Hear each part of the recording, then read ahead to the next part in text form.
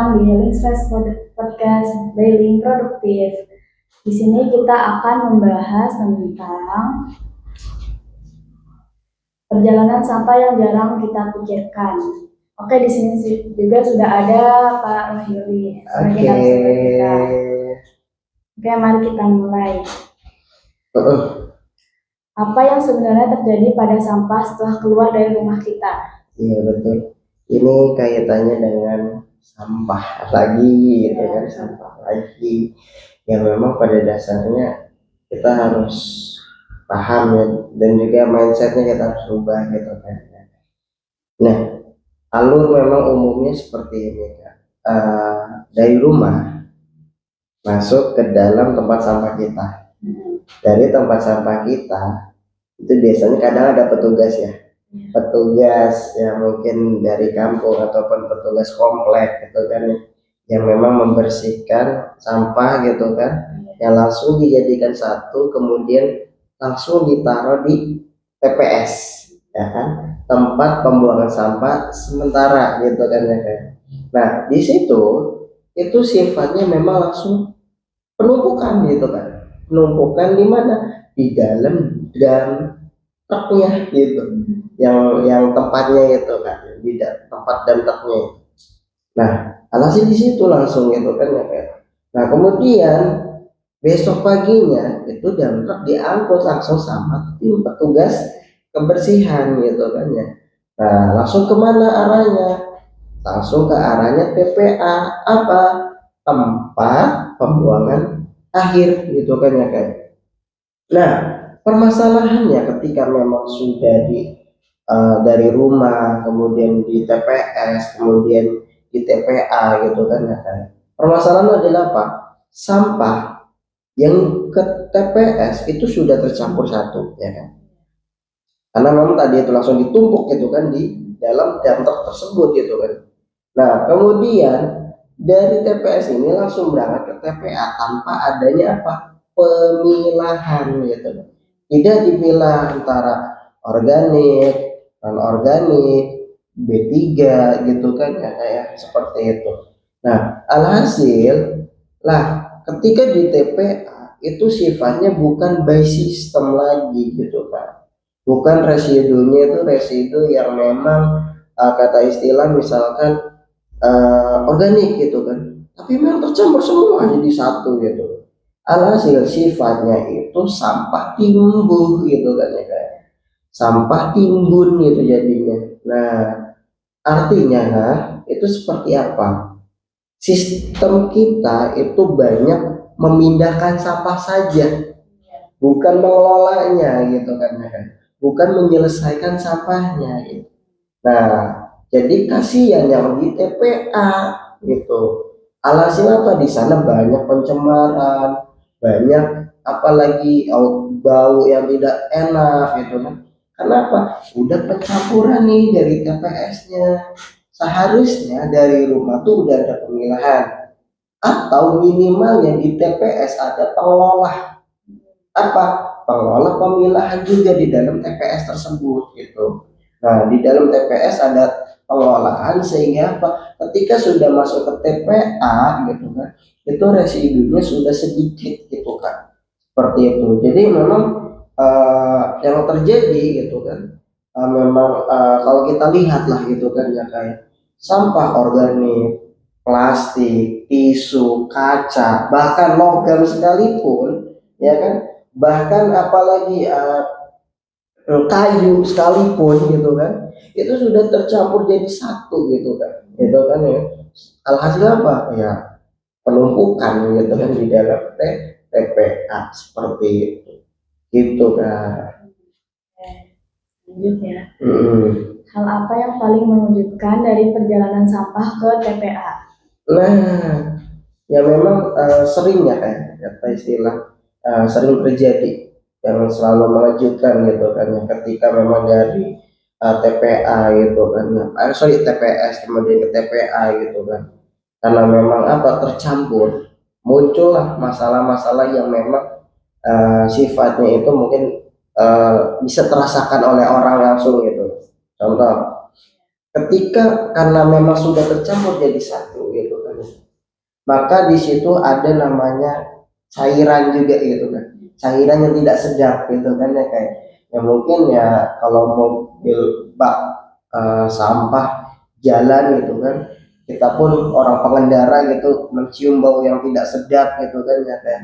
Nah itu memang pada dasarnya eh, yang sampah berjatuhan juga itu bisa cairan yang berjatuhan itu gitu kan ya, itu bisa mencemari tanah gitu kan ya, kayak seperti itu.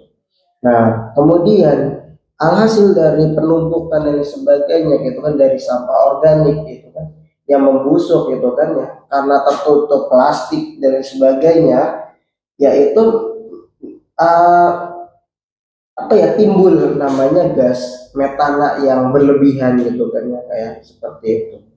Nah kenapa ya, karena memang ya dari sampah organik itu kan memang mengandung gas ya, bahkan ada namanya sebutannya biogas itu, ya itu sebenarnya dari gas metana tersebut gitu kan ya, kayak yang memang diolah gitu kan ya, yang jadi gas gitu.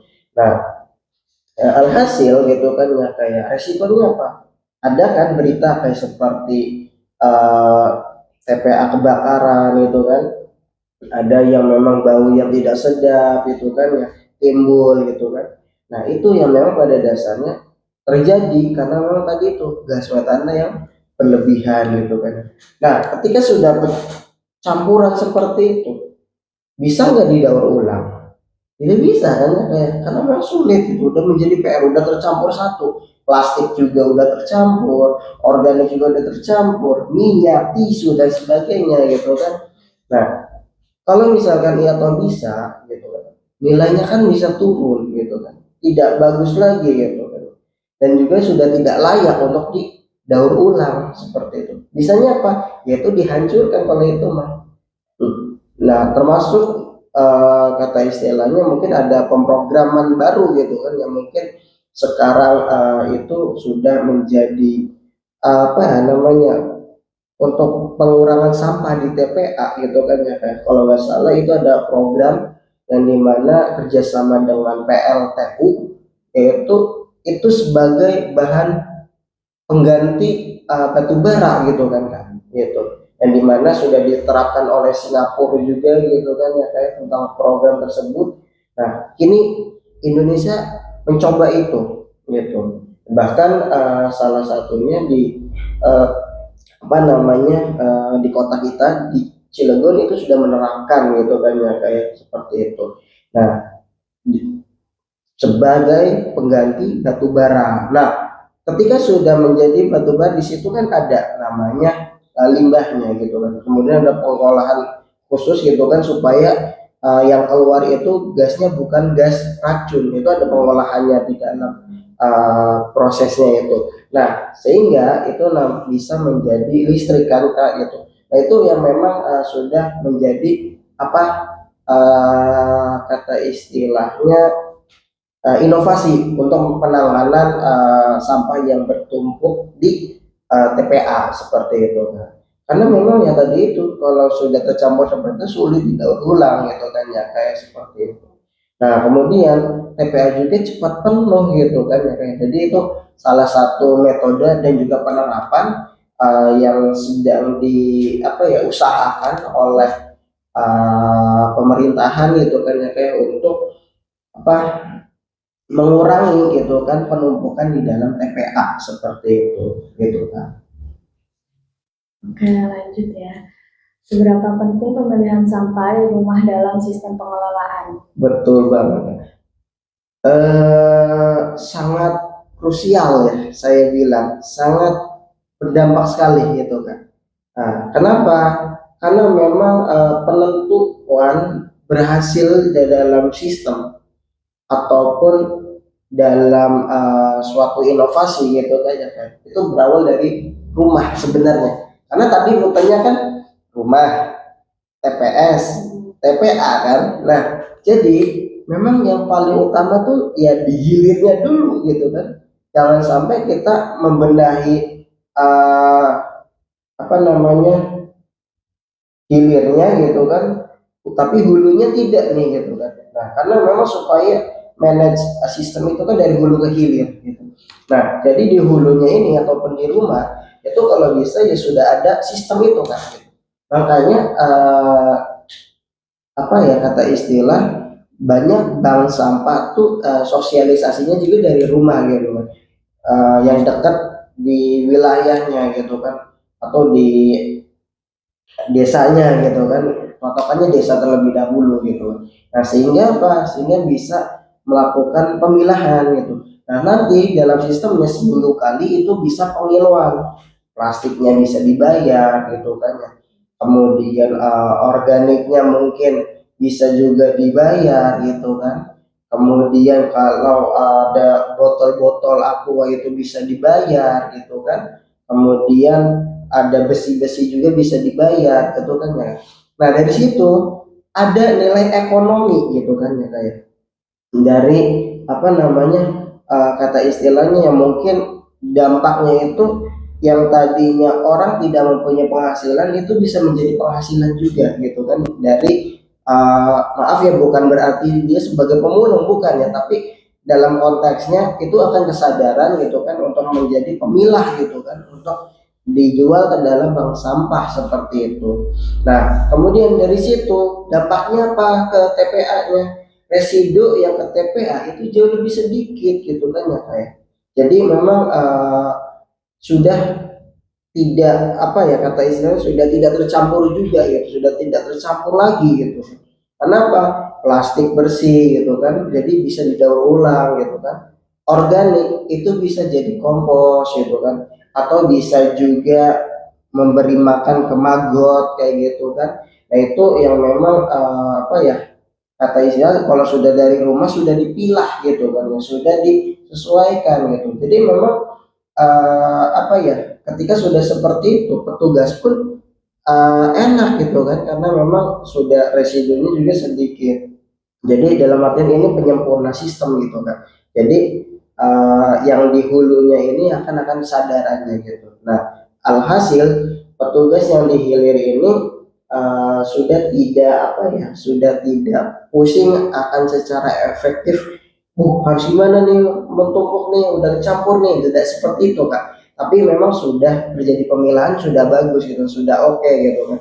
Dan juga bisa dari pemilahan itu bisa jadi kerajinan-kerajinan yang memang bisa buat jadi tas, bisa jadi dompet, bisa jadi bahkan gaun plastik pun ada juga ya. Ini intinya terkait dengan inovasi dan juga kerajinan gitu, bisa buat vas kayak gitu. Nah, jadi memang ketika kita sudah sadar akan hal tersebut gitu kan, nah kita bisa apa ya, momennya tuh gini kak, momen paling menentukan yang kata istilahnya menjadi sistem itu berhasil ataupun dalam program inovasi dari sampah gitu kan supaya TPA tidak menggunung gitu kan ya, kayak itu adalah sebelum sampah keluar dari rumah itu sudah terjadinya pemilahan gitu. Udah ada organik dan organik gitu kan, kemudian ada B3 juga gitu. Oke lah kalau misalkan organik nih kita tidak sanggup untuk menyimpan gitu kan ya kan, ya lebih baiknya kita langsung serahkan aja gitu kan kepada siapa, ke bank sampahnya tersebut gitu kan, ke siapa gitu kan, orang yang memang bisa mengelola ataupun apa komunitas gitu kan, calling aja gitu komunitasnya, informasikan kak kita ada sampah ini tolong dong diambil per 3 hari gitu atau per berapa gitu kan, seperti itu. Jadi memang dari komunitas daur ulang juga mereka senang karena ada supply ini kan barang gitu kan, bahan baku gitu kan, kemudian kita pun gitu kan dari yang mengeluarkan sampah enak bersih lahan kita gitu kan ya kayak tidak tercampur nih seperti itu. Jadi memang balik lagi terhadap mindsetnya gitu kan, makanya penting sekali gitu kan. Di sisi lain ketika akan kesadaran itu terjadi gitu kan ya kan, nilai ekonomis pun itu akan tumbuh gitu kan, yang tadinya tidak mempunyai penghasilan akan jadi adanya penghasilan seperti itu kan. Oke, terima kasih ya jawabannya. Hmm, sampah nggak benar-benar hilang setelah keluar dari rumah. Yuk mulai pilih dari rumah. Oke, mungkin itu saja podcast kali ini. Sampai bertemu di podcast selanjutnya. Oke, thank you Kak.